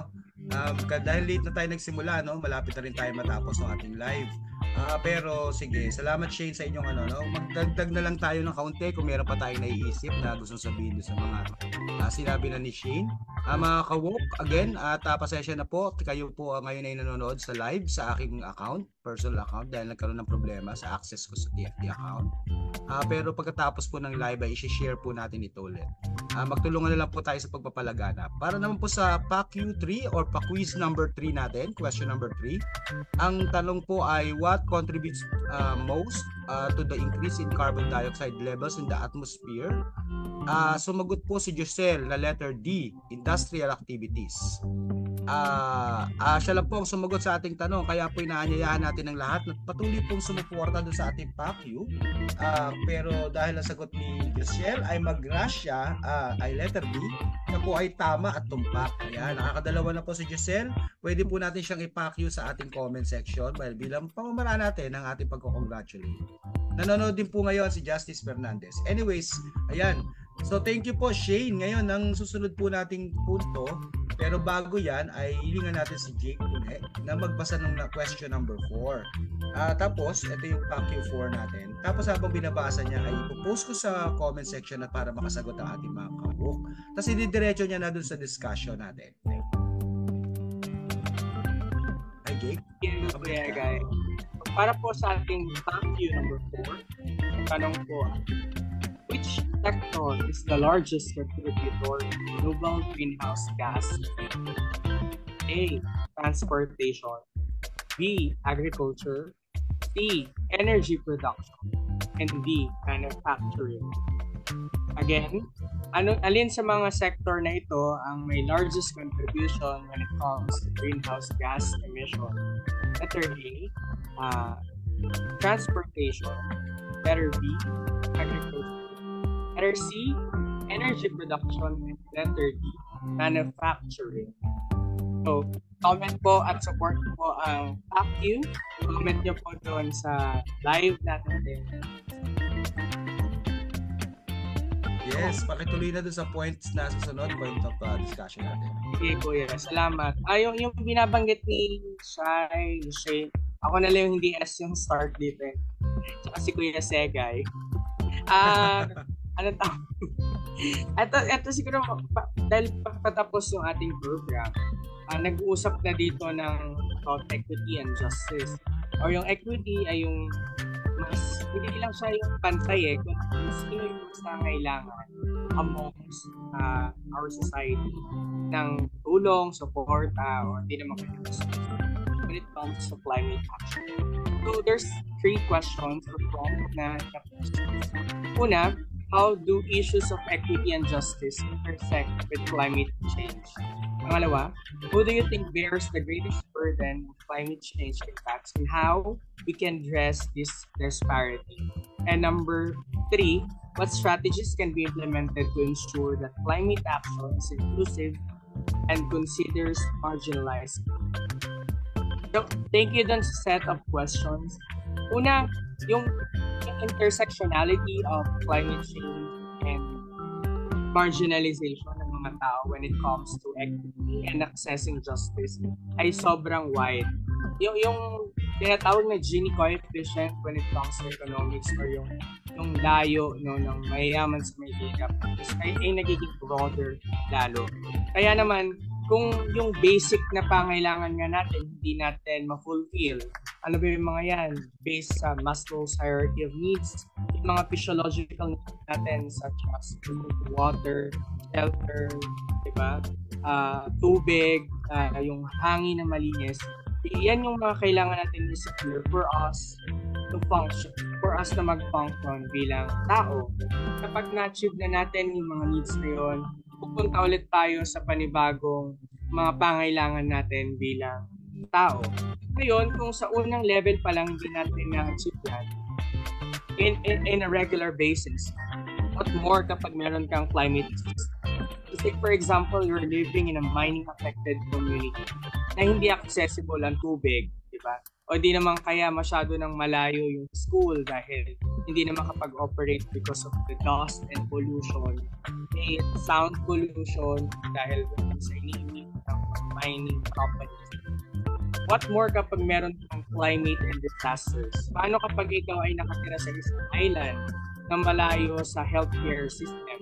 At dahil merong climate change na kinakain na yung isla ninyo at konti-unting lumulubog mula dun sa katubigan. Iyan yung mga problema na minsan hindi na pag-uusap at madalas hindi na pag-uusapan on how we achieve this kind of justices. Kung tayo mismo hindi natin na-appreciate yung justice, kaya hindi tayo nagde-demand ng more satisfying solutions such as the government and seeking accountability sa mga businesses. Kaya nga tayo may business and human rights, accessing justice doon sa mga ginagawa ng mga. Pero hindi siya ganun ka-strong kasi hindi rin ganun nagiging aware yung karamihan sa atin.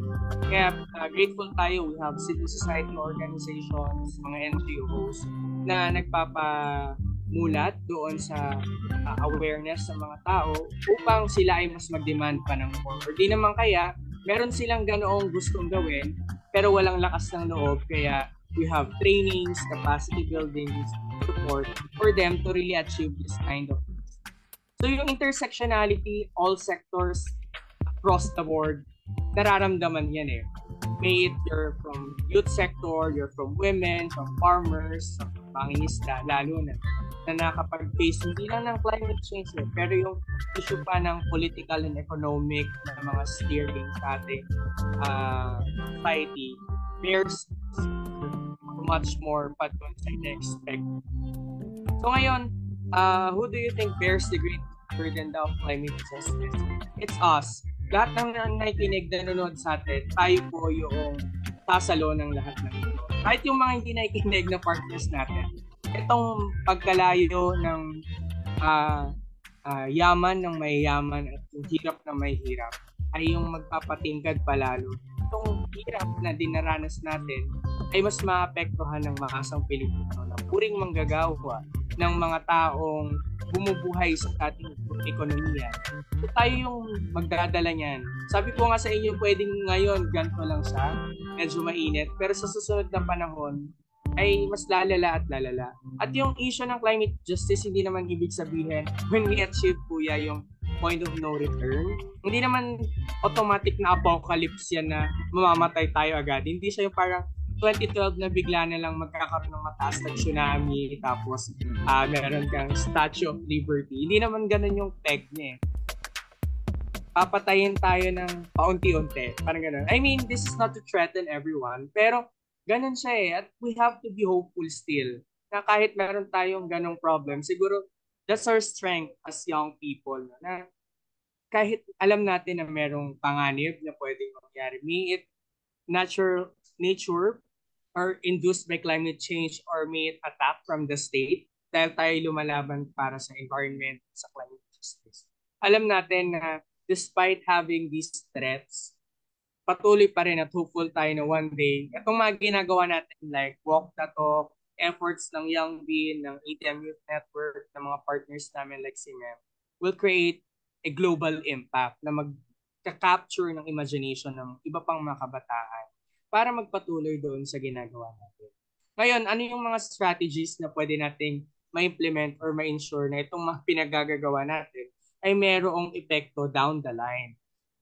Feeling ko, itong tanong kasi hindi naman po kami mga expert dito. Kami ay gumagampan din ng responsibility natin. Kasi for sure, kung merong isang blueprint, ano yung best way or best strategies na pwedeng gawin, malamang tapos na tong issue ng climate change. Di ba? Ganun naman yan, kuya. Pero we're coming together as a group of people para mag-reflect. Siguro, itong question na to pwedeng sagutin din siya ng ibang mga viewers natin.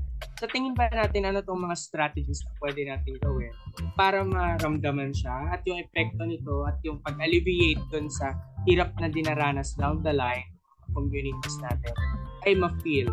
Siguro, pitch ko, hindi ito yung tamang sagot at hindi ito yung solid sagot. Pero raising of awareness is number one. Addressing doon sa problem na meron tayo is a gateway for us to organize, especially young people. Kapag in-explain natin na yung init na yan ay political, yung kawalan ng tubig mo ay political yan, etong nararanasan natin ngayon na iba-iba ng ay issue hindi lang ng Pilipinas, kundi ng buong mundo. Doon magbubukas ng ano yan eh, ng mag-spark ng discussion. And then from there, sino ba dapat yung pinakausap natin? Or ano ba dapat ang ginagawa natin? And then from there, the collective efforts and the collective wisdom, kung sino man yung nag-uusap, will create strategies na lapad doon sa iba't ibang sector based on the material condition. So kailangan, we have to be carefully analyze yung mga proposals natin. We have to carefully think yung mga counter natin doon sa mga existing na mga policies or yung status quo natin para matumbok natin talaga ano to. So kung meron man halimbawa kayo strategies and tactics, you can always communicate with us through TFP. And for sure, we will pitch our efforts and our energy, our resources para maayos nating ma-address ang issue ng climate. Yeah, that's it, Kuya Egay. Matagal na natin pinag-uusapan to. Pero at least meron tayong improvements, may developments. Lumalawak at dumadami tayo. Ngayon, nandun na tayo sa estado na organize, at may patuloy pa na lumalahok sa ating boses. Ang tanong ngayon, paano natin ma-consolidate lahat ng efforts natin na ito to create big actions that will capture the imagination and the interest, especially ng mga nasa posisyon, for them to announce na tayo ay nasa isang climate emergency. We have to act like our house is on fire. So kailangan may ganun tayong may sense of urgency na parang yung bahay mo nasusunog. Ganun yung dating, di ba?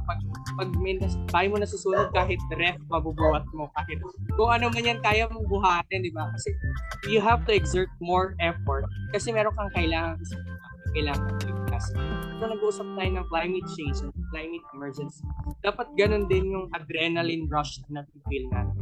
So we have to save, hindi lang yung sarili natin.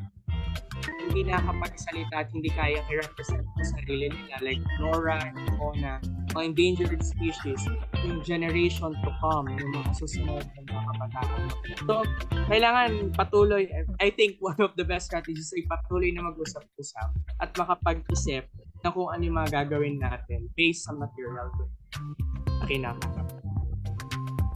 Yeah, oo. Alam mo, Jake, Shai at saka Shane, yan na yung gawin nating huling discussion point for the live stream, no? Kasi may mga lakad pa kayo ng 6 o'clock at saka ang live natin hanggang 6 o'clock lang din talaga. Pero yung point kasi ng strategy, I agree with Jake, no? Marami tayong iba't ibang mga pamamaraan. Ang mahalaga, meron po tayong mga pinapatungkulan nito at dinadirect. Una, meron tayong expectations, no? At hindi lang to simple expectations, kundi ito ay obligation at saka responsibility ng state o ng government at ng mga governments. At hindi ko na uulitin, pero nasa policy level, nasa implementation, nasa shift ng policy nila when it comes to political, economic management nila, no? Kasi binanggit na ni Jake, political yan kasi binabanggit na natin na maaaring sila ay walang will, sila ay mayroong mga investment or mayroong mga biases sa iba't ibang mga negosyo. At yan ay economic kasi alam naman natin, ang mga vulnerable, ang mga tatamaan ng iyong industriya, tatamaan ng iyong ekonomiya.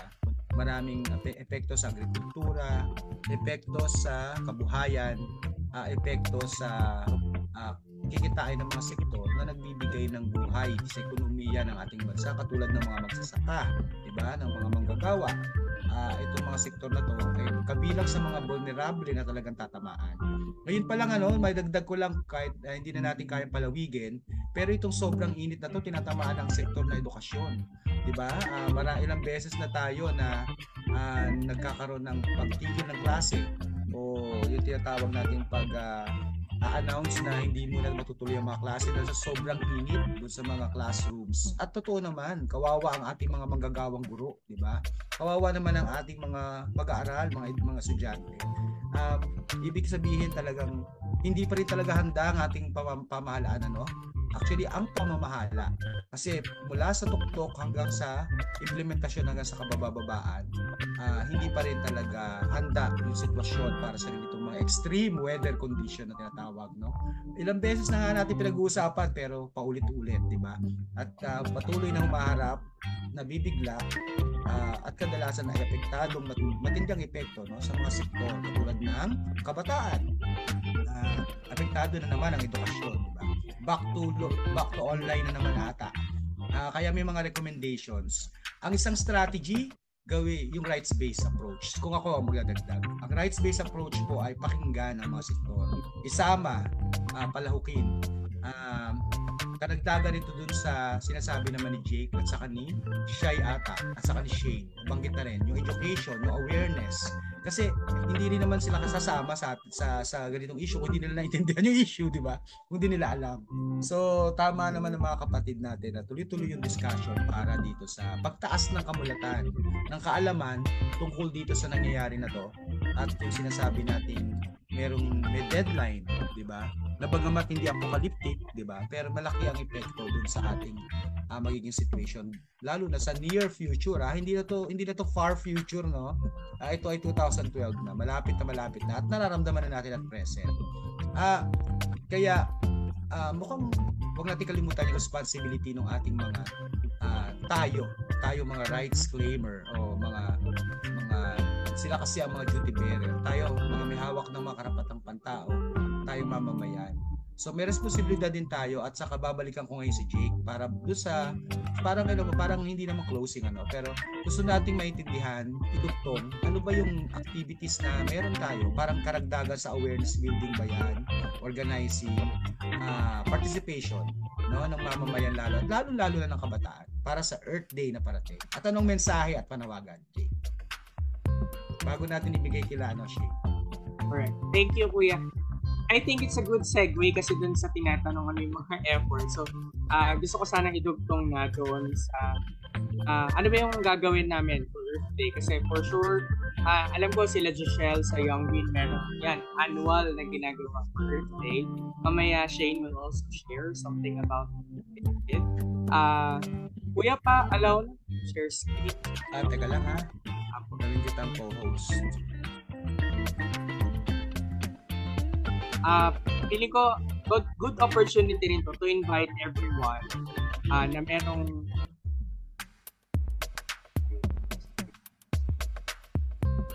to invite everyone na magkaroon ng efforts din on your own to create just and sustainable future for everyone. So, this coming Earth Day po, this is in partnership with 11-11-11, isang Belgian partner namin, organization, and other organizations globally.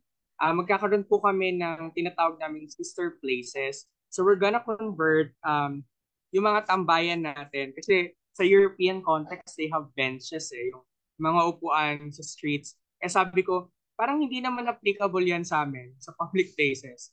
Dahil una, wala nga kaming sidewalk na maayos Hindi nga walkable yung Metro Manila. Pero if we're going to partner this with other schools and universities, yon meron.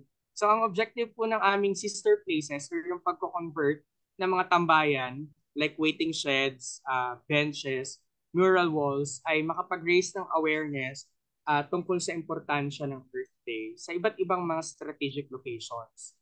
To link yung mga young people sa community up to the international level para sa pagkakampanya ng climate justice. Pangatlo, ma-mobilize natin yung mga kabataan, Kuya Egay, through artivism or yung art and activism. So it's on environment. And pang-apat, mag-open pa siya ng mas maraming opportunity for us to collaborate sa future. So kung yung tanong kanina ano yung mga best or yung ano yung mga strategies na pwedeng gawin, I think itong gantong mga efforts like pagpipinta at pagpapabeautify ng mga places where young people can tambay is another way for us to achieve this kind of process.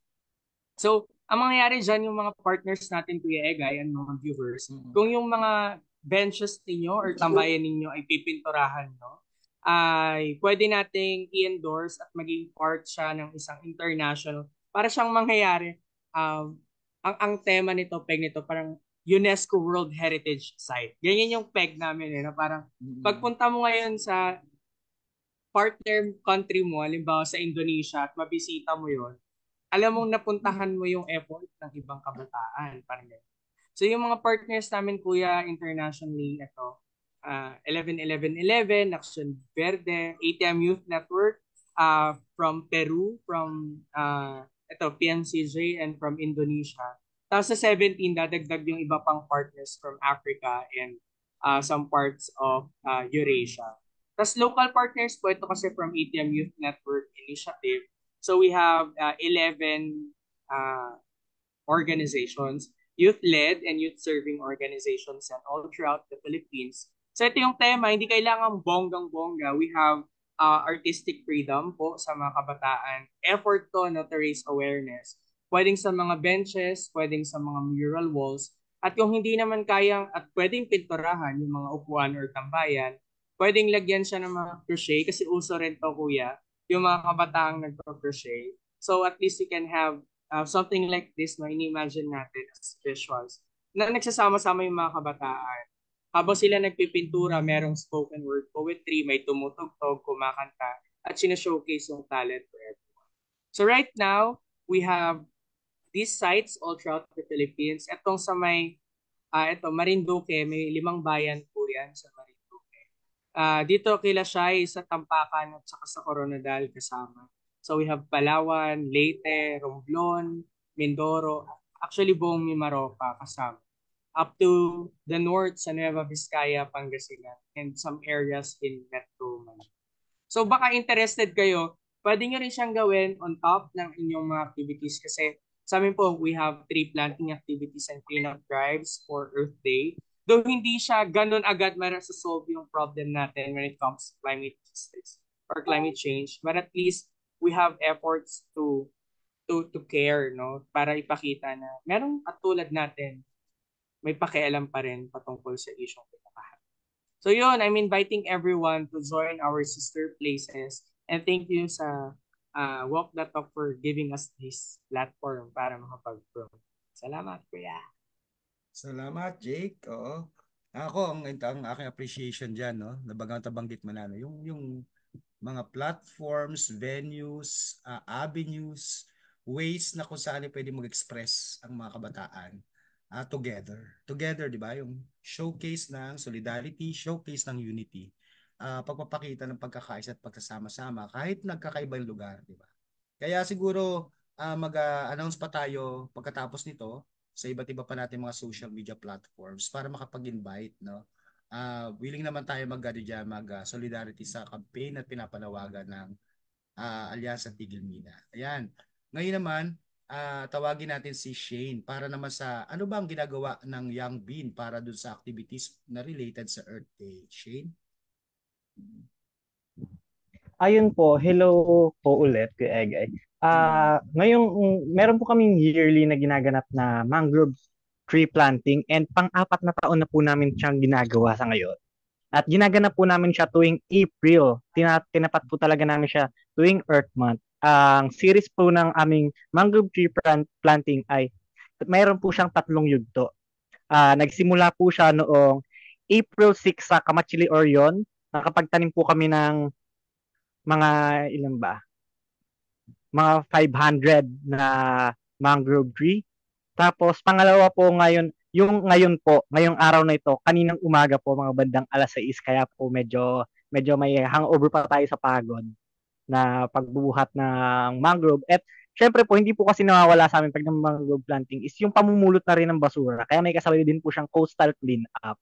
And ang susunod po namin na pangatlong yugto ng aming mangrove tree planting ay sa April 20 sa Wetland Tortugas, Balanga. Kaya po nag-iimbita po kami sa ating mga viewers na sana po ay makasama namin kayo. Yun po. Yes. Oo. Karugtong ng sinasabi ni Shane i-share ko lang yung maikling video no ng kung makita. Ayan, para makita lang natin. Mabilis lang ito, 2 minutes. Ayan. Yan. Natin magtanim ng 500 na mangrove trees or seedlings dito sa Orion. Kasama yung mga SK, no, mga kabataan, even mga teachers, no, at as estudyante ay kasama natin na nagtanim sa araw na ito para i-celebra, no, or ipagdiwang itong Earth Month, o yung buwan ng ating ito.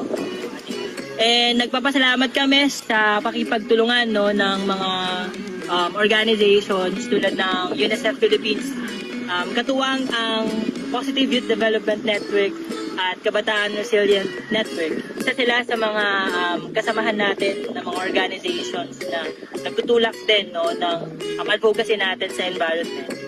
At ito ay isa sa successful na activity no na una no.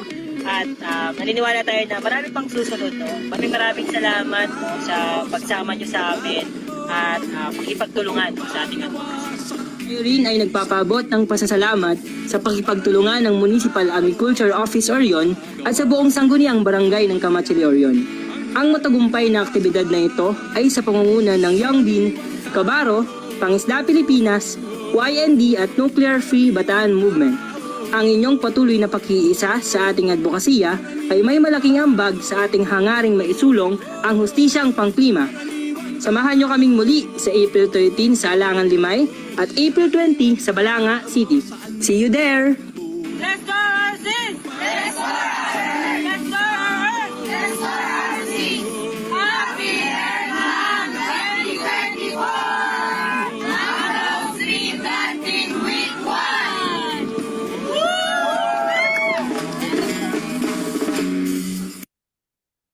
Yun. Taga lang Stop natin doon sa ano.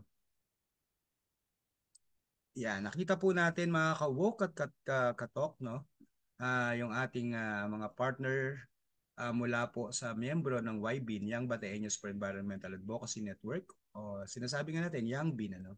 I-congratulate natin sa matagumpay na ika-4 na taon na, no? Nung kanilang mangrove tree planting. Ayan. Yan naman ang kanilang bahagi, no? Pagbabahagi. inaanyayahan yung mga pagsuporta. Alam mo, minimum lang mai-share yan, di ba? Maipalaganap ay isang malaking suporta na for Young Bean at saka dun sa awareness na sinasabi natin. So yun, mayroong platform na ibinabahagi sa atin sila Jake ng Alyansa Tigilmina Youth Network at ito ay umaabot hanggang international. Gayon din at nagbigay na rin ng platform, venue at pamamaraan ang si Shane ng Young Bean para naman ito sa uh, pagtatanim ng ano no restore the earth. Parang ganun yung panawagan ano, Shane. Restore the forest, restore the earth, restore. At yan po ang tema ng International World Earth Day. Restore. Ayan. Ngayon, hinga na lang natin ng mensahe naman si Shai kasi nasa dulo na tayo ng ating discussion ng ating kwentuhan. Nakapagbigay na si Jake at saka si Shane. Shai, baka gusto mong magbigay ng iyong closing message. At kung may activity ka rin, pwede rin i-announce. Kasi alam ko part ka rin ng Alyansa Tigilmina. Sige po, once again, good evening po sa ating lahat. So yun nga po, part din tayo ng Alyansa Tigilmina and CIEG. So message ko na lang po sa lahat is even in our little efforts, in our little ways, na pwede po tayong makatulong regarding po dito sa climate actions nating mga kabataan at hindi lang ng mga kabataan ay gawin po natin yan para po meron tayong masabing contribution natin at pagdating na ang kalikasan, sabi na hindi tayo magigilty kasi meron tayong nagawa and let our actions, accomplishment po na maka-influence ng iba pa nating mga kasamahan and wag po tayong magsawa. Sabi nga nila, keep the fire burning sa ating passion at sa ating efforts. Pero pag sa mga kabundukan, sana wag namang ma-keep the fire burning.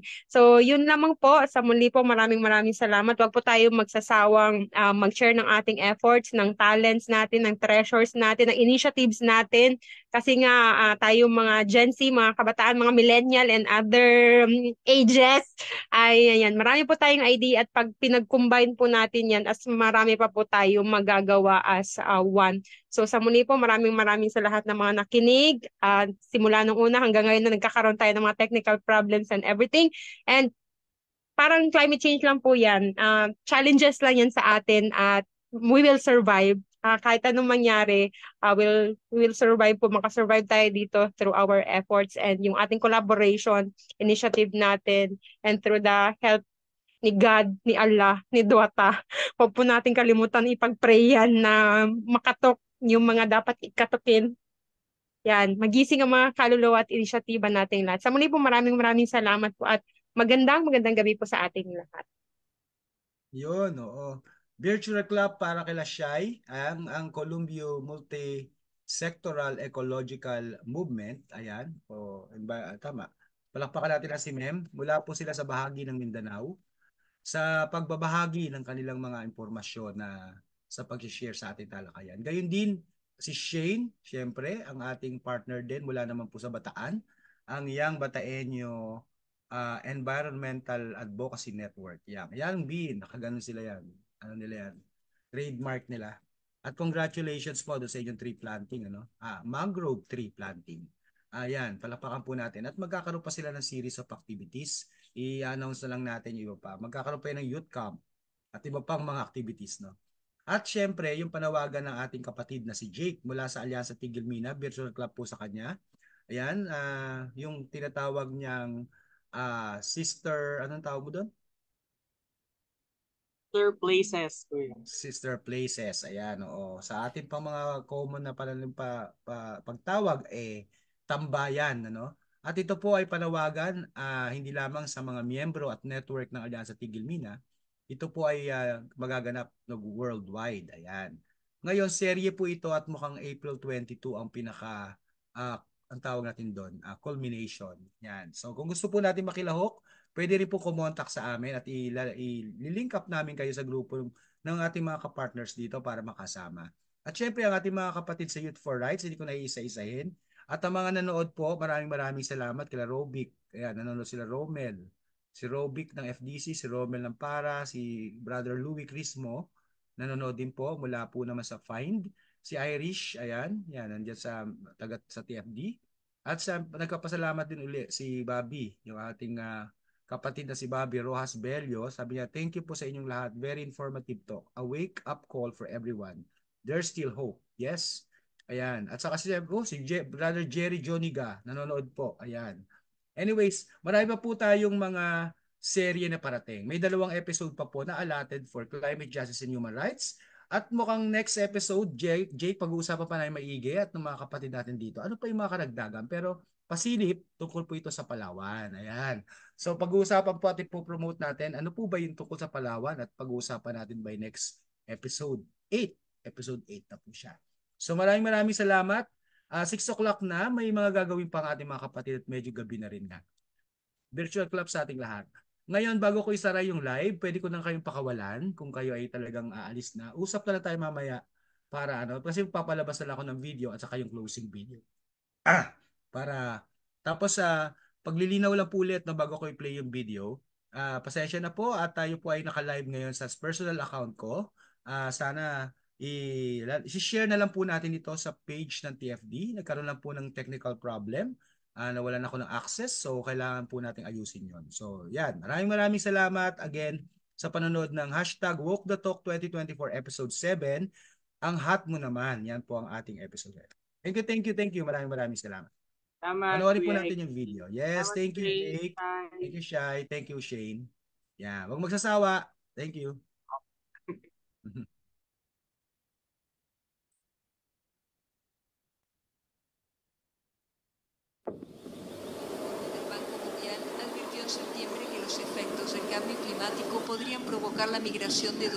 We lost this balance of the healthy ecosystem. More and more area is covered by steppe fires.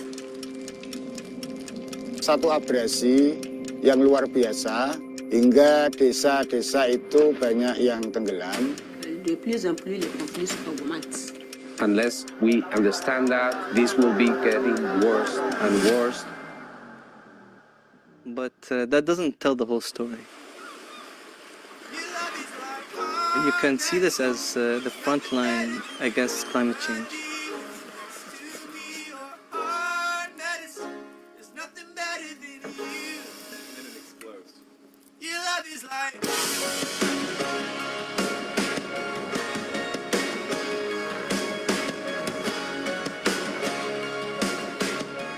Wild ungulates such as saiga, their intermediate grazing pressure helps to maintain such habitats.